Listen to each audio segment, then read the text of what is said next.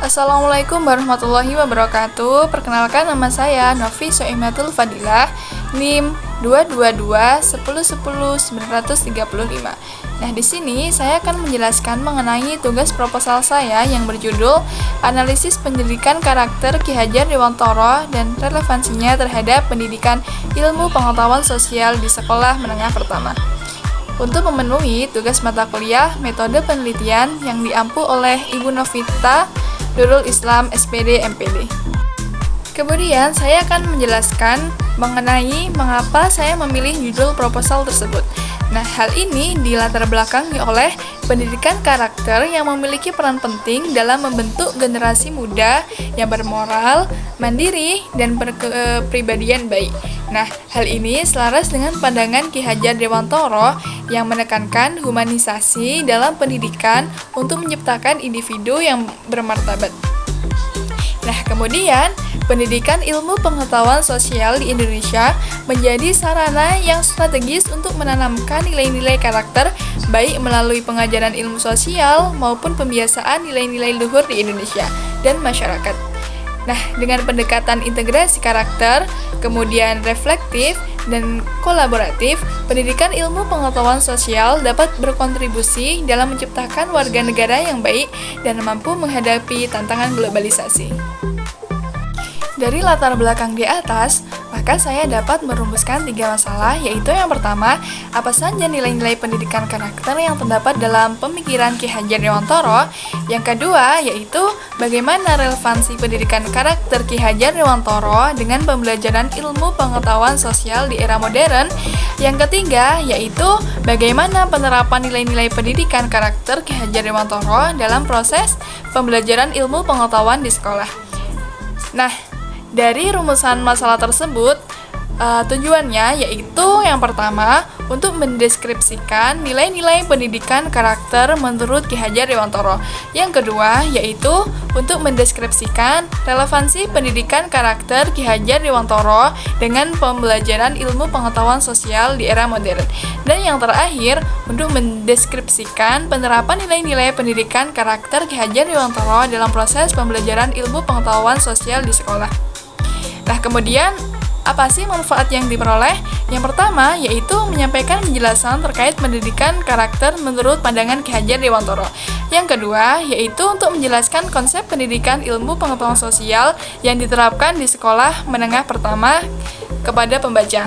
Yang ketiga, yaitu memberikan pemahaman baru tentang hubungan antara pendidikan karakter menurut Ki Hajar Dewantara dan penerapannya dalam konsep pendidikan ilmu pengetahuan sosial di sekolah menengah pertama.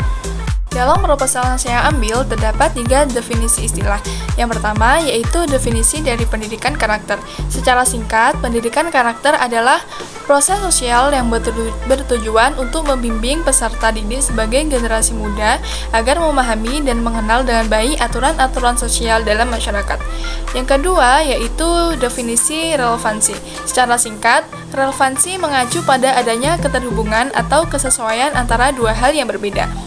Yang ketiga, yaitu definisi dari pendidikan IPS atau ilmu pengetahuan sosial. Ilmu pengetahuan sosial yaitu studi yang mempelajari berbagai disiplin ilmu sosial dan humaniora, serta aktivitas yang menjadikan manusia sebagai objek kajiannya. Kemudian saya akan menjelaskan mengenai penelitian terdahulu. Ada beberapa penelitian yang mempunyai persamaan dengan penelitian yang saya gunakan. Yang pertama yaitu ada penelitian yang dilakukan oleh Azari Romanion Nursida yang berjudul Relevansi Konsep Pendidikan Ki Hajar Dewantara dengan Pendidikan Islam. Beliau menggunakan metode library research dengan jenis penelitian kualitatif. Persamaannya dengan penelitian saya yaitu sama-sama mengkaji pemikiran Ki Hajar Dewantara, namun perbedaannya terletak pada fokus pembahasannya, di mana penelitian ini menitik beratkan pada konsep pendidikan menurut Ki Hajar Dewantara. Yang kedua yaitu penelitian yang dilakukan oleh Ayu Eko Putri dengan judul Konsep Pendidikan Humanistik Ki Hajar Dewantara dalam Pandangan Islam. Nah, penelitian ini menggunakan metode library research dengan pendekatan historis, serta memanfaatkan sumber data primer dan sekunder. Kemudian persamaannya dengan penelitian sebelumnya adalah keduanya membahas pemikiran Ki Hajar Dewantara, namun penelitian ini lebih berfokus pada konsep pendidikan humanistik menurut Ki Hajar Dewantara yang dilihat dari perspektif Islam. Penelitian yang ketiga yaitu dilakukan oleh Irwansyah Suwaryo dengan judul Pendidikan Karakter dalam konsep pemikiran pendidikan Ki Hajar Dewantara. Persamaannya dengan penelitian yang sebelumnya adalah sama-sama membahas konsep pendidikan Ki Hajar Dewantara, namun penelitian ini lebih menekankan pada pendidikan karakter dalam pemikiran Ki Hajar Dewantara dan tidak mengaitkan dengan pendidikan ilmu pengetahuan sosial. Yang selanjutnya, saya akan menjelaskan mengenai kajian teori. Poin yang pertama yaitu mengenai pendidikan karakter. Nah, secara singkat, pendidikan karakter merupakan sebuah proses yang bertujuan untuk memanusiakan manusia sekaligus membantu mereka mencapai kedewasaan. Proses ini berfokus pada pembentukan identitas atau jati diri yang mencerminkan nilai-nilai bangsa dan negara. Kemudian, pendidikan karakter menitikberatkan pada pengembangan sikap serta orientasi nilai-nilai positif melalui kolaborasi antara keluarga, sekolah, dan masyarakat. Nah, pendekatannya dimulai dari memahami nilai-nilai hingga menerapkannya dalam tindakan nyata. Poin yang kedua yaitu Ki Hajar Dewantara. Ki Hajar Dewantara memiliki nama asli Raden Mas Suwardi Suryaningrat. Beliau adalah seorang tokoh pendidikan dan pahlawan nasional Indonesia. Ki Hajar Dewantara memperkenalkan prinsip Engarso Suntulodo, Engmadyo Mangunkorso, Tutwuri Handaryani, yang berarti di depan memberi teladan, di tengah membagikan semangat, dan di belakang memberikan dorongan.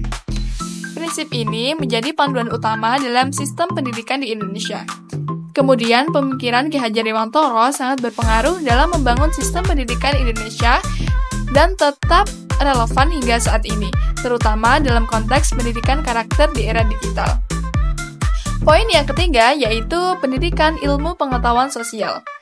Pendidikan IPS diartikan sebagai bentuk penyederhanaan atau penyesuaian dari berbagai disiplin ilmu sosial dan humaniora yang disusun secara ilmiah dan pedagogis untuk keperluan pembelajaran pendidikan ilmu pengetahuan sosial yang bertujuan untuk membekali peserta didik dengan pengetahuan, keterampilan, dan sikap yang dibutuhkan agar mereka menjadi individu yang bertanggung jawab dan mampu memberikan kontribusi positif dalam kehidupan bermasyarakat. Bahasan terakhir yaitu metode penelitian. Yang pertama yaitu pendekatan dan jenis penelitian. Metodologi yang digunakan dalam penelitian ini adalah eksplorasi kualitatif dengan pendekatan naratif, yaitu eksplorasi biografi. Yang kedua yaitu tempat penelitian. Lokasi penelitian yang saya gunakan adalah SMPN 4 Jember. Yang ketiga yaitu subjek penelitian atau sasaran penelitian. Yang pertama yaitu beragam dokumen dan literatur karya Ki Hajar Dewantara seperti Taman Siswa atau Pustaka Ki Hajar Dewantara dan dokumen penelitian terdahulu mengenai konsep pendidikan karakter Ki Hajar Dewantara. Yang kedua yaitu para guru IPS yang berperan sebagai pelaksana pendidikan karakter dalam proses pembelajaran ilmu pengetahuan sosial. Dan yang terakhir yaitu siswa tingkat sekolah menengah yang menjadi target pendidikan karakter dalam konteks pembelajaran ilmu pengetahuan sosial. Yang keempat yaitu teknik dan sumber data. Yang pertama yaitu ada wawancara mendalam. Yang kedua yaitu dokumen. Yang ketiga yaitu observasi langsung. Dan yang terakhir yaitu sumber tertulis. Yang kelima, analisis data. Analisis data merupakan proses analisa data dengan metode yang menyakup beberapa langkah-langkah sebagai berikut. Yang pertama yaitu pengumpulan data yang di dalamnya mencakup wawancara mendalam dan dokumentasi. Dan yang terakhir yaitu observasi. Yang kedua yaitu transkripsi data. Informasi dari wawancara atau dokumen diubah ke dalam format teks untuk memudahkan proses analisis. Yang ketiga yaitu pengelompokan data. Pengelompokan data tematik. Data diorganisasikan berdasarkan tema utama dalam kehidupan subjek seperti pendidikan, pekerjaan, atau pengalaman penting. Kronologis data diurutkan sesuai dengan garis waktu atau peristiwa. Yang keempat yaitu analisis naratif yang di dalamnya terdapat pemahaman cerita, pencarian pola, dan validasi data. Kontekstualisasi, interpretasi, dan yang terakhir yaitu penyajian data. Pembahasan keenam yaitu keabsahan data.